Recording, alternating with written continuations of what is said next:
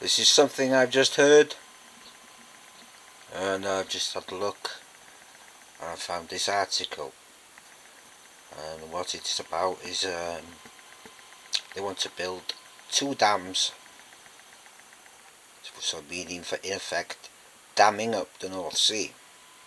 A Dutch scientist proposes 750 billion on mega dams to protect Europe from floods from global warming. Right then.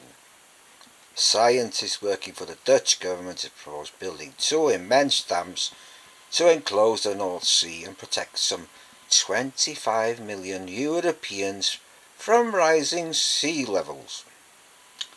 One dam would be between Scotland and Norway, with the other between France and Cornwall in England. And this fella's name is Stuart Grosskamp. Camp might be part of the problem. An oceanographer at the Royal Netherlands Institute for Sea Research will propose a Northern European enclosure dam, or need, in a paper to be published later this month in the American Journal of Meteorology. He said that without such a drastic measure, much of London and a third of the Netherlands would be under water. The Scotland-Norway dam would cover 475 kilometres, and the France to England one would be 160 kilometres.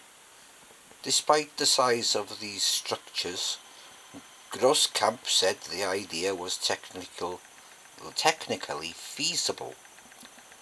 We build oil platforms in deep seas, so why not dams, he says, speaking of a northern structure. The deepest part is off the coast of Norway, and it's more than 300 metres deep. That is not an insurmountable problem. It's also affordable. If we extrapolate the realised costs for the large waterworks, which come to a cost item of 300 billion to 500 billion. That is only 1% of the GDP of 15 countries as would be protected by such a dam against rising sea levels. So, a bit more reading here.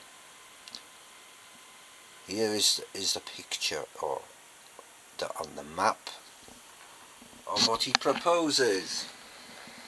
So there'll be a dam across there to Scotland, and from France to the point in England. Now then, I think this fella is also a, what do you call him, marine biologist, something like that. So my question is, how do the fish move from the North Sea out into the Irish Sea, or up towards Scotland, which is the North Sea? So in a way it's blocking anything coming in from the north and anything coming in from the south or going out. So whales, dolphins, seals, the fish, salmons, migrates and all this, how are they going to get back into there? That sea is going to be dead eventually. There'll be no fishing at all. The fish won't be able to migrate like salmon and sea trout. Are these people fucking stupid? They've no idea. And by stopping the water, by damming that there and damming that bit there, all the waterways, rivers and streams that go into the North Sea, well, obviously is going to raise the level and then flood the countries again. How dumb of an idea is this?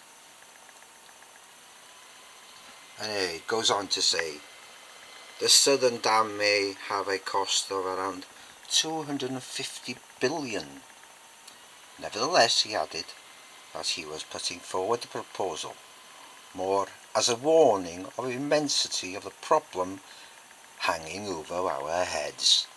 So starvation will be a problem then, won't it? Then, as a practical suggestion, he said, it shows what solutions we will need if we are unable to do something about climate change. How dare he! Based on existing projects, Grosskamp and colleagues put the cost of building a so-called North Sea enclosure dike at between 250 billion and 500 billion. Spread over 20 years, the annual cost to the 14 countries that would be protected by it would amount to just over 1% of the combined GDP, they calculate. And another thing, if you stop the tide coming in there and in there, the water's going to rise on that side, isn't it? So it's going to flood other countries instead. The fucking pillock. Anyway, carrying on. Now, where did I get to? Oh, here's another thing. Shipping. How do the ships get in and out? I ask. And he goes on. Were this plan ever to go ahead, it would have obvious implications for shipping. It would also have the consequence of turning the North Sea into a lake, with consequences for the fishing industry and the myriad ecosystems in the sea, coasts and rivers of the northwestern Europe. Grosskamp points out that the cost and the environmental and economic impact of need have to be set against the consequences of doing nothing and suffering the effect of rising sea levels. The worst case scenario is a rise of 10 metres by 2050. I'll get my tape out and I'll go and measure the sea level today, shall I?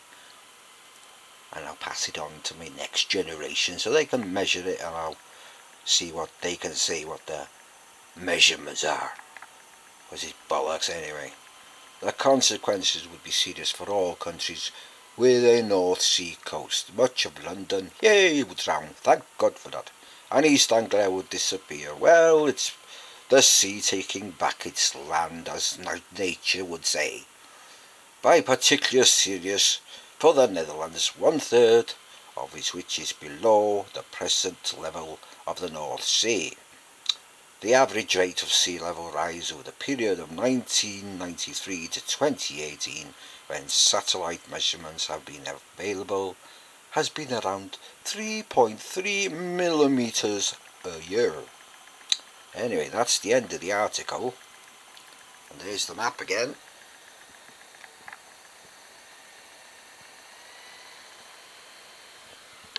Another way of getting migrants across, I suppose. Just walk along the dam, isn't it? Yeah, how brilliant of an idea. My God. Even Boris Johnson is cuckoo as well, because he wants to build a bridge from over here, from Scotland across to Ireland. That's another way of getting more people across illegally, isn't it now? My goodness. Anyway, that's my news for today. I will also link the address on the video. Thanks for listening. And this was produced by Hiltz Publications. See you later, guys. Some dumb wazzocks, I tell ya.